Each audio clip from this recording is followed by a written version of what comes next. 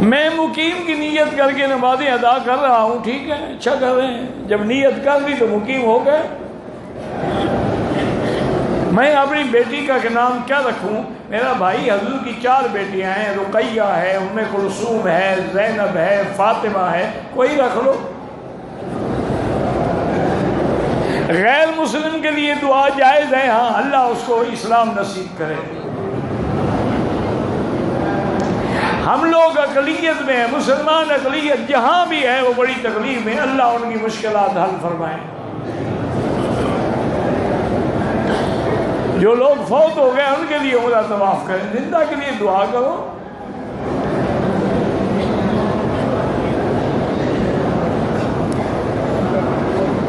دوسرے دن بیمار ہو گیا تو کنکری کے لیے وکیل بنایا، ٹھیک ہو گیا۔ کعبے پہ نام نہ لکھا کریں۔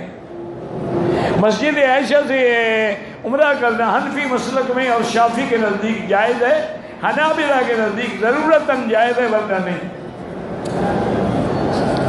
تو مسئلے نہ پوچھو، خدا لے آیا ہے، سب کرو، جیرانہ سے بھی کرو، مسجد عائشہ سے بھی کرو، موقع ملے حدیبیہ سے بھی کرو، موقع ملے عرفات سے بھی کرو۔ یہ پھر وقت کب ملے گا؟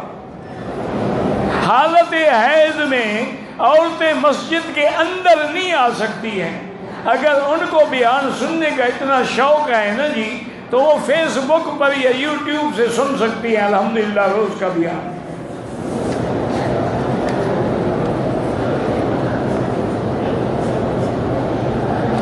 بھائی میرے بھائی، حدیث مبارک میں ایک خط ہے جو حضور پاک نے اپنی طرف سے جنات کو لکھا تھا، مشکات شریف میں بھی آپ کو مل جائے گا، اور اسی طرح دلائل النبوہ میں بھی مل جائے گا۔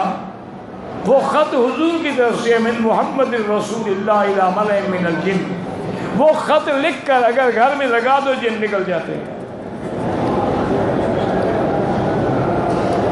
جو عورتیں بچوں کے لیے آپریشن کرواتی ہیں، اگر مجبوراً کیا ہے کہ بچے زیادہ ہو گئے یا بیمار ہے تو کوئی حد نہیں، فیشن کے لیے کیا ہے تو گناہ ہے۔ وقفہ کر سکتے ہیں بچوں کے لیے، زکوٰۃ کے پیسے بھائی بہن کو دے سکتے ہیں، بالکل دے سکتے ہیں۔ میرے والد بیمار ہیں، اللہ شفا عطا فرمائے۔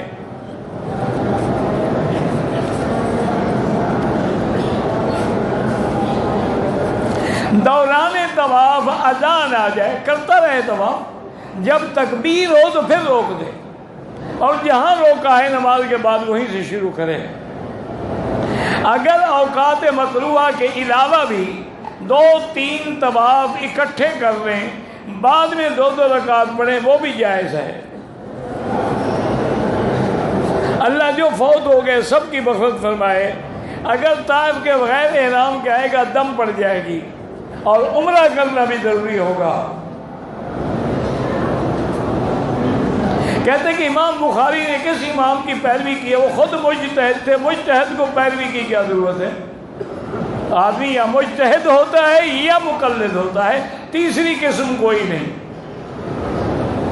تو امام بخاری تو مجتہد ہیں، ان کو کسی کی تقلید کی کیا ضرورت تھی؟